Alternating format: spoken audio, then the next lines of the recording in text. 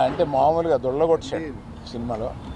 అందుకని ఇప్పుడు మాకు ఇంకో హీరో ఉన్నాడు, అతను దేవిప్రసాద్.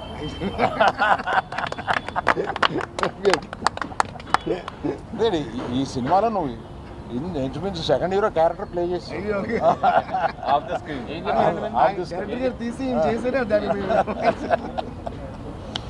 సో నన్ను వీళ్ళని వాసుని అందరినీ ఆడించేవాడు ఇలా ఒకడు ఉంటాడు.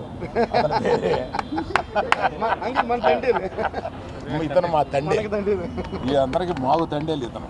అందుకని మమ్మల్ని అందరినీ ఆడించి ఈ లెవెల్కి తీసుకొచ్చాడు. Thank you very much. నువ్వు మొయ్యి అలా కనపడతావు కానీ మొయ్యగలవు.